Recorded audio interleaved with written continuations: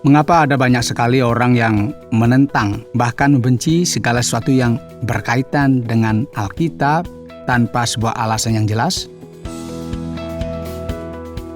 Saudara pendengar, bersama dengan saya, Oti Priambodo dalam program Jalan 66. Senang sekali karena bisa mempersembahkan program yang memberikan pengetahuan Alkitabiah dan menyuguhkan kepada kita jalan keselamatan.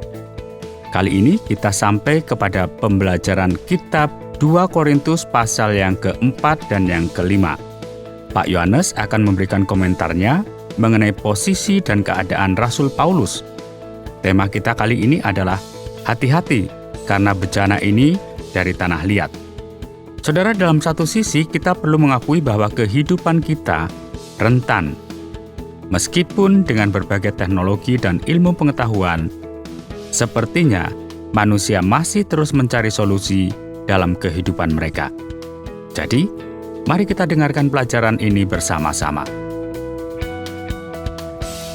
Pendengar yang dikasihi oleh Tuhan, terima kasih ya karena Anda setia mendengarkan program ini, dan tentunya doa saya semoga Anda semua selalu diberkati oleh Tuhan. Dan sebagaimana yang telah kita belajar bersama, kita telah membahas pasal sebelumnya di mana Paulus berbicara mengenai pelayanan perjanjian. Masih ingat ya? Ya. Jadi, apa itu Injil? Paulus akan menjelaskan hal ini lebih detail lagi kepada kita saat ini. Mari kita memperhatikan apa yang akan ia sampaikan mengenai hal ini. Mulai dari ayat yang pertama. Oleh kemurahan Allah, kami telah menerima pelayanan ini. Karena itu kami tidak tawar hati, tetapi kami menolak segala perbuatan tersembunyi yang memalukan. Kami tidak berlaku licik dan tidak memalsukan firman Allah. Sebaliknya kami menyatakan kebenaran dan dengan demikian kami menyerahkan diri kami untuk dipertimbangkan oleh semua orang di hadapan Allah.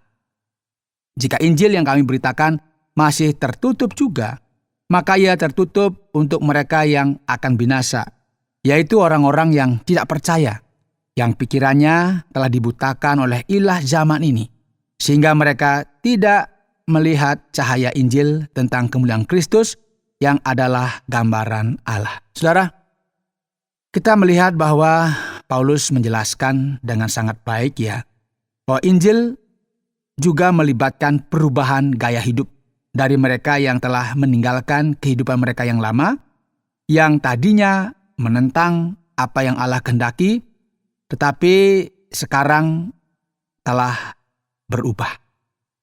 Semua ini terjadi karena kasih karunia ilahi.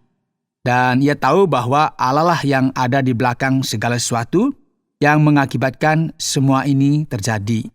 Itu kenapa? Melalui pemberitaan Injil. Nah, jika ada banyak orang tidak memahami hal ini, semua ini karena ada sesuatu yang luar biasa yang ada di balik layar, yang tidak bisa kita lihat di dunia ini dengan jelas.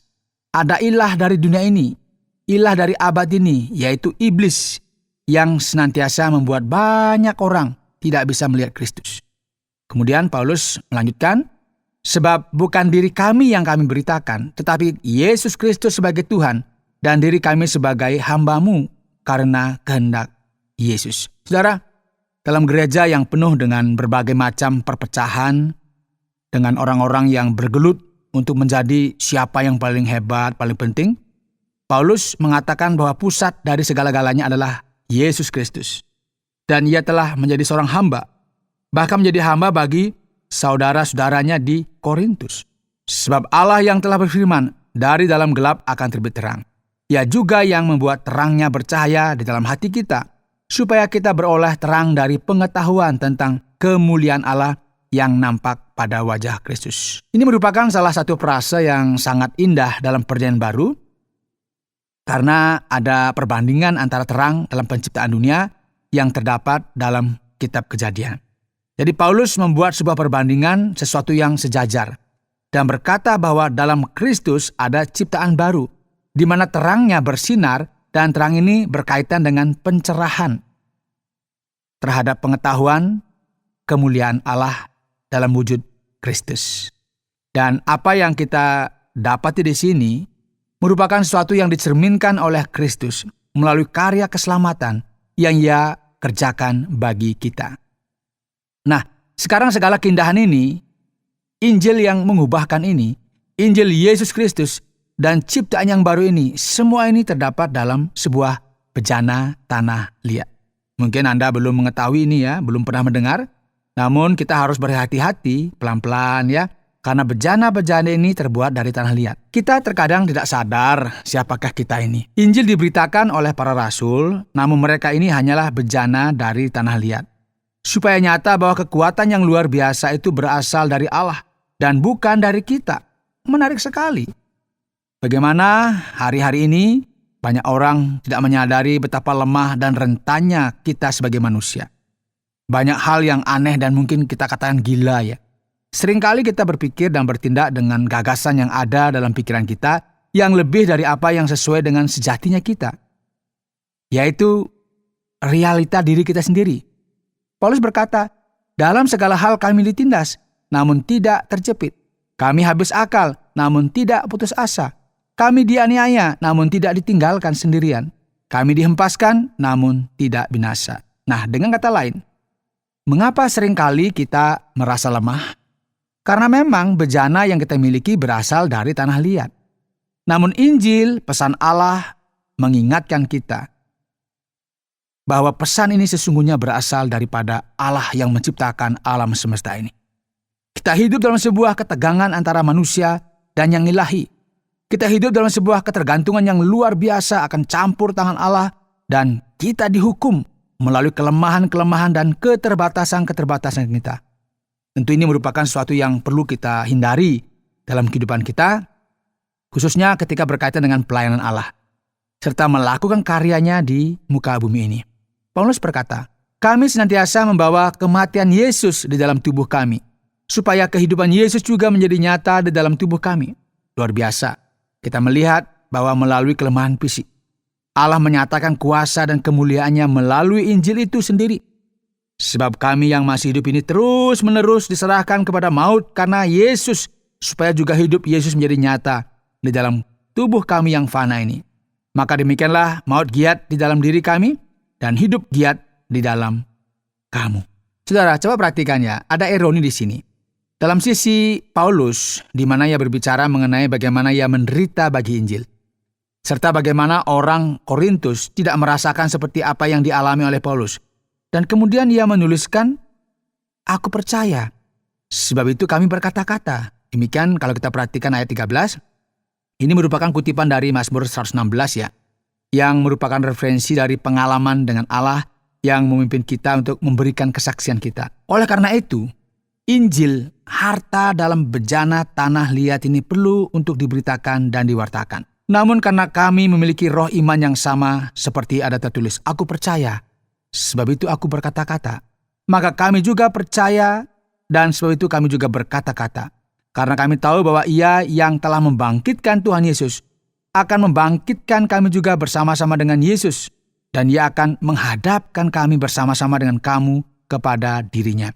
Sebab semua itu terjadi oleh karena kamu, supaya kasih karunia yang semakin besar berhubung dengan semakin banyaknya orang yang menjadi percaya, menyebabkan semakin melimpahnya ucapan syukur bagi kemuliaan Allah. Saudara, Paulus mulai memberikan fokus kepada realita, yaitu kelemahan dan kerentanan manusia.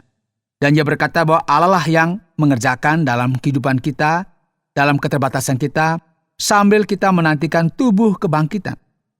Yesus Kristus telah dibangkitkan dari kematian, dan ini merupakan harapan dan pengharapan yang kita miliki bersama juga ya.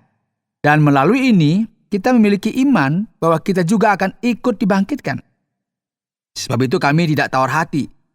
Tetapi meskipun manusia lahiriah kami semakin merosot. Dengan kata lain, kita semakin lemah dan tua ya. Rambut di kepala kita mulai rontok gitu ya. Namun manusia batiniah kami dibaharui dari sehari ke sehari.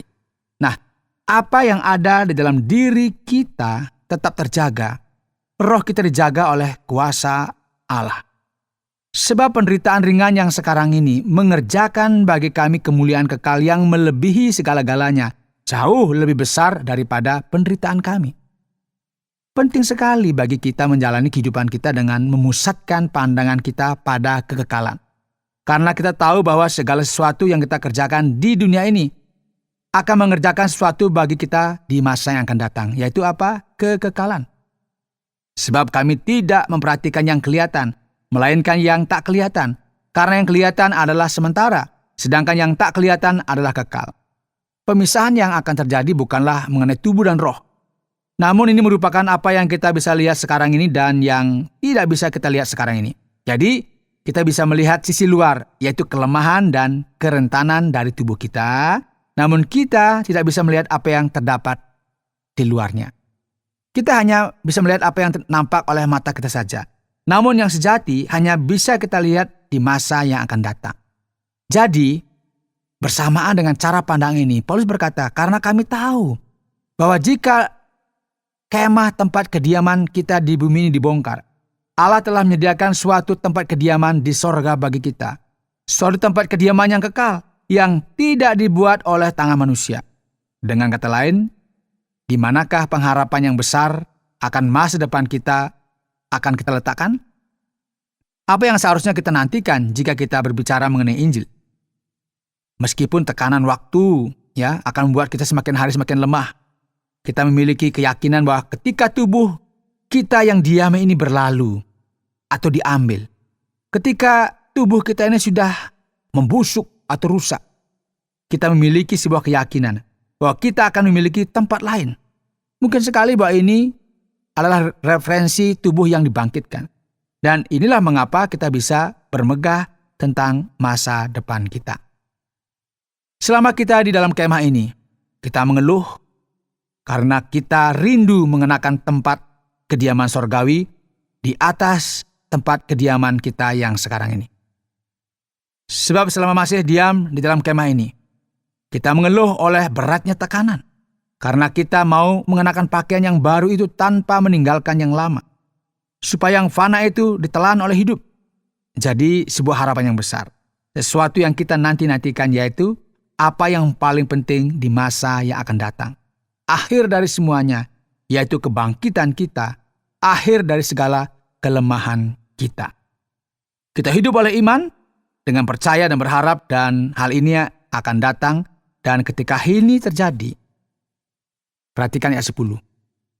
Supaya setiap orang memperoleh apa yang patut diterimanya sesuai dengan yang dilakukan dalam hidupnya ini, baik ataupun jahat.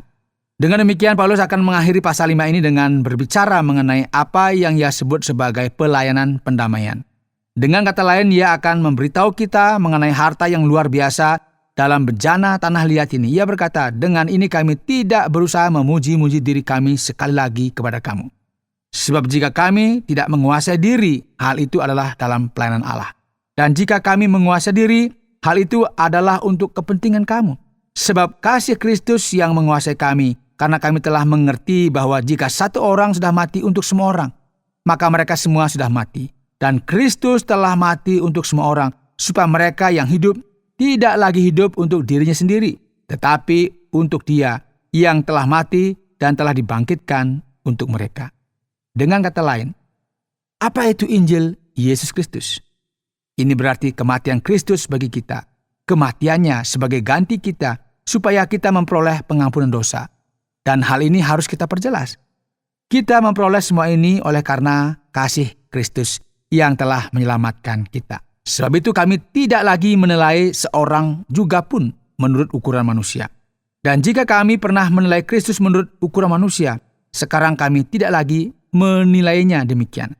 Jadi siapa yang ada dalam Kristus, ia adalah ciptaan baru, yang lama sudah berlalu, sesungguhnya yang baru sudah datang. Saudara, orang Korintus sangat dipengaruhi dengan gagasan yang berkaitan dengan kehidupan mereka yang lama. Dan inilah yang menyebabkan mereka hidup berseteru, saling melawan satu dengan yang lainnya, yang mengakibatkan perpecahan, masalah, dan kebimbangan terkait dengan doktrin. Paulus berkata, mari kita mencoba untuk mengarahkan kembali fokus kita. Kita perlu ingat bahwa setiap orang yang ada di dalam Kristus adalah ciptaan baru, yang telah diselamatkan, diampuni, dan memiliki harta yang terdapat dalam bejana tanah liat, dan berjalan kepada keselamatan yang kekal, yaitu kebangkitan. Mari kita mencoba memahami perubahan-perubahan ini. Ada banyak hal yang terjadi, dan semuanya ini dari Allah, yang dengan perantaraan Kristus telah mendamaikan kita dengan dirinya, dan telah mempercayakan pelayanan pendamaian itu kepada kami. Akhir dari semua ini adalah kekekalan, dan akhir dari segala keterpisahan di antara kita, karena kita sekarang telah berpaling kepada Kristus. Dalam pelayanan ini, Paulus berkata bahwa kita ini seperti seorang duta besar bagi Kristus, yang memberitakan kepada dunia, mengumandangkan kabar kepada semua orang bahwa kita semua perlu untuk diperdamaikan. Pendengar yang dikasihi oleh Tuhan, ingatlah bahwa waktu terus berjalan, dan semakin hari kita semakin tua, dan segala sesuatunya semakin sulit saja. Inilah mengapa kita perlu berpaling kepada Allah, fokus kepada Kristus yang telah memperdamaikan kita. Dan jangan lupa, kita perlu pelan-pelan, hati-hati, karena bejana ini terbuat dari tanah liat. Anda sedang mendengarkan Jalan 66 dalam rangkaian pembahasan 2 Korintus pasal yang keempat dan yang kelima, yang telah dijelaskan oleh Pak Yohanes dengan topik hati-hati karena bejana ini dari tanah liat. Baiklah pendengar, tibalah kita saatnya untuk masuk pada bagian tanya-jawab. Ini merupakan surat Paulus yang kedua kepada jemaat di Korintus, dan kita sedang membahas pada pasal yang keempat dan yang kelima. Pak Yohanes, siapakah yang dimaksud dengan ilah zaman ini pada bagian ini? Dan apakah ada ilah yang berbeda pada zaman dahulu, Pak? Bagaimana hal ini cocok dalam sejarah? Ya, ilah zaman ini yang disebut dalam bagian ini adalah iblis, dan penting sekali bagi kita menggarisbawahi supaya kita paham apa yang didiskusikan di sini, Pak Oti. Kata zaman itu merupakan terjemahan yang dipakai dalam Alkitab terjemahan baru, namun bahasa aslinya, yaitu bahasa Yunaninya, sedikit lebih rumit mungkin ya. Terkadang kata ini juga diterjemahkan sebagai kata dunia. Ini merupakan sebuah referensi dari zaman dalam artian yang lebih luas, bukan zaman dalam artian waktu dalam sejarah. Jadi iblis adalah ilah dunia ini, namun dialah yang memiliki kuasa dalam alam roh atas kehidupan banyak orang. Iblis adalah malaikat yang memberontak kepada Allah, dan penghakiman bagi dia telah ditentukan, yaitu suatu ketika nanti di mana ia akan dihancurkan oleh Allah.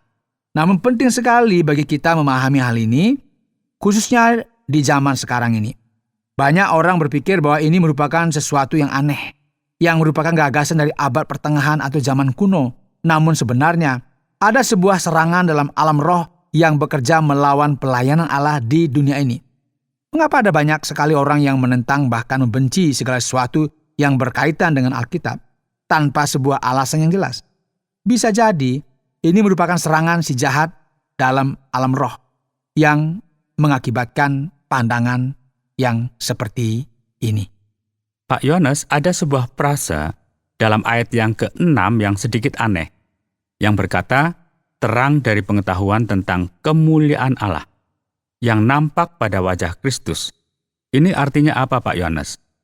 Apakah ada penjelasan yang bisa untuk menolong kita memahami dalam bagian ini, Pak Yohanes?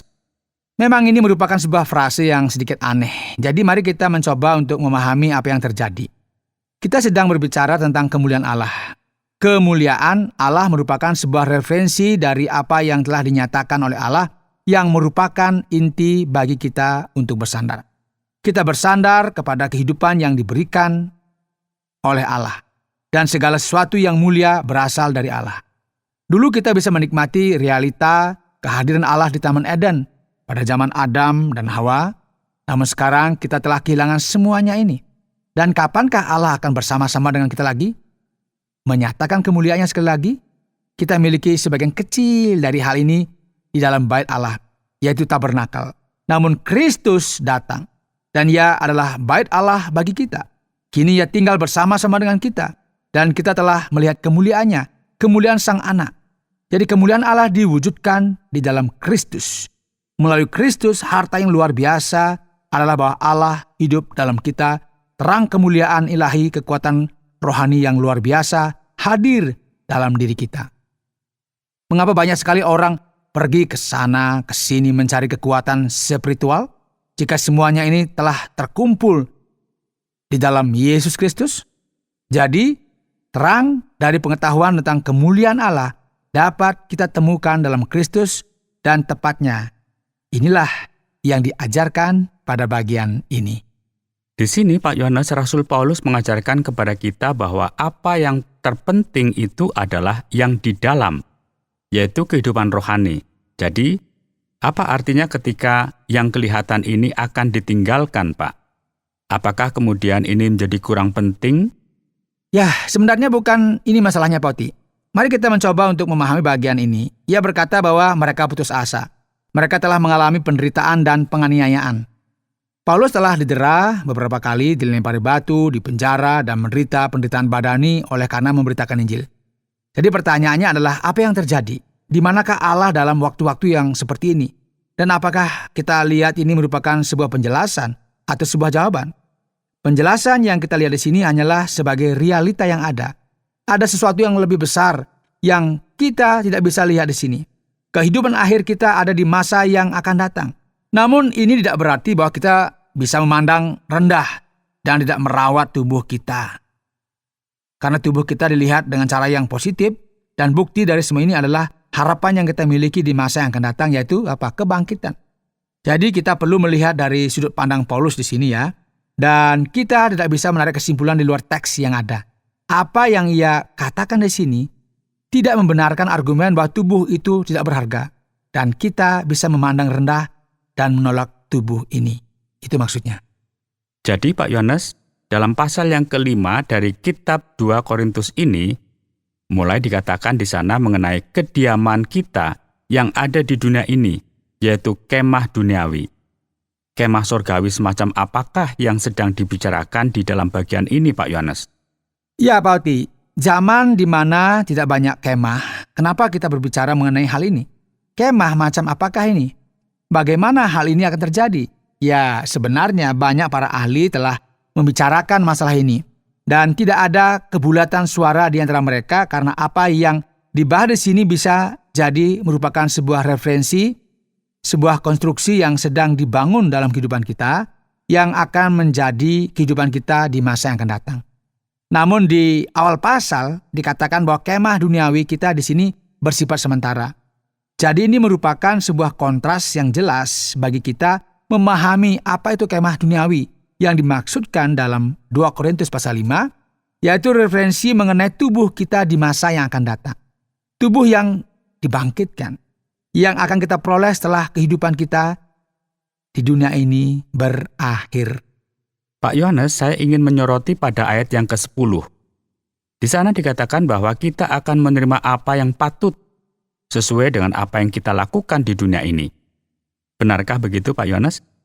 Karena ayat ini berkata, sebab kita semua harus menghadap tahta pengadilan Kristus, supaya setiap orang memperoleh apa yang patut diterimanya, sesuai dengan apa yang dilakukannya dalam kehidupan ini, baik ataupun jahat. Apa arti dari hal ini, Pak Yohanes? Tentu ini terdengar demikian ya, namun tidak seperti ini. Mengapa? Karena ini bukanlah bagian yang berbicara mengenai keselamatan. Bagian ini berbicara mengenai kehidupan orang Kristen setelah keselamatan atau setelah diselamatkan. Keselamatan kita peroleh sepenuhnya dengan iman, melalui kasih karunia dari Yesus Kristus yang telah mengampuni dosa-dosa kita. Kini setelah kita diselamatkan, orang Kristen perlu menjalani sebuah kehidupan yang baru. Dan pertanyaannya sekarang adalah, apa yang telah kita lakukan dalam kehidupan kita? Apa yang telah kita lakukan dengan tubuh kita? Dan di sini setiap orang Kristen akan mendapatkan hadiah di masa yang akan datang sesuai dengan apa yang mereka telah lakukan. Dan hal ini terjadi setelah kita menerima keselamatan. Jadi hal ini tidak berkaitan dengan keselamatan itu sendiri. Rasul Paulus sepertinya suka sekali dengan pelayanan, dan bahkan ia menemukan sebuah pelayanan yang baru, yaitu pelayanan pendamaian. Bukankah ini yang kita lihat dari ayat 18 dan 19, Pak? Dan apa sebenarnya tujuan dari pelayanan ini, Pak Yohanes? Ya, dari pelayanan ke pelayanan, dan berusaha memahami semua ini. Jadi apa yang terjadi di sini? Apa itu Injil? Apa yang menjadi esensi dari realita ini? Banyak orang membayangkan bahwa segala sesuatu senantiasa luar biasa dengan Allah. Kita lahir, Allah ada dalam hati kita, dan semuanya baik-baik saja. Namun Alkitab memiliki sebuah gagasan yang lain. Setiap orang merupakan bagian dari penciptaan. Setiap orang diciptakan oleh Allah. Namun pada saat yang bersamaan, setiap orang ini terasing dari Allah dalam satu hal, ya. Jadi, jauh di dalam lubuk hati, inilah yang menentukan si jahat dalam hati manusia sejak lahir. Yang menentukan sikap yang mengerikan yang kita hidup ini. Yang menyebabkan seorang filsuf yang bernama Thomas Hobbes berkata bahwa manusia adalah serigala menjadi manusia. Artinya apa? Ini berarti bahwa manusia merupakan setru Allah yang jauh dari Allah. Jadi kita perlu sebuah rekonsiliasi. Dan pelayanan ini merupakan pelayanan pendamaian yang Yesus Kristus lakukan dengan memberikan pengampunan kepada kita di dalam Injil. Baiklah, jadi sebelum kita berpisah, mari kita dengarkan kesimpulan akhir dari 2 Korintus pasal yang keempat dan yang kelima ini. Saudara, hari ini dalam program Jalan 66, kita telah bersama-sama mempelajari kitab 2 Korintus pasal 4 dan 5. Kita telah melihat dalam pasal ini dengan seksama. Dan seperti apa yang telah kita katakan sebelumnya, pelan-pelan. Karena bejana ini terbuat dari tanah liat. Paulus berbicara mengenai sebuah pelayanan, pendamaian, akan sebuah perjanjian baru yang termasuk di dalamnya rekonsiliasi di dalam Kristus dengan memberitakan dan mengumandangkan keselamatan dan pengampunan. Ini semua merupakan tugas seorang rasul. Bagi orang-orang biasa yang memberitakan Injil dalam bejana tanah liat, atau dengan kata lain, mereka ini merupakan orang-orang biasa dan kita perlu memahami hal ini. Dan ini juga merupakan kasus kita juga, ya. Kita perlu memahami realita diri kita sendiri. Kita hanya bisa merefleksikan kebenaran ini dan menemukannya dalam kerohanian yang mendalam. Ketika kita memahami kerentanan kita, yaitu kelemahan-kelemahan kita. Saudara pendengar, karena waktu yang tidak memungkinkan, kita akhiri program Jalan 66 kali ini. Kami menantikan Anda untuk tetap mengikuti pelajaran berikut dalam lanjutan pembelajaran Alkitab yang memberikan pelajaran menyeluruh tentang firman Tuhan. Jika Anda memiliki pertanyaan atau berespon terhadap topik berhubungan dengan program ini, silakan menyampaikan melalui WhatsApp ke nomor 081 333 777 386. Terima kasih atas perhatian Anda.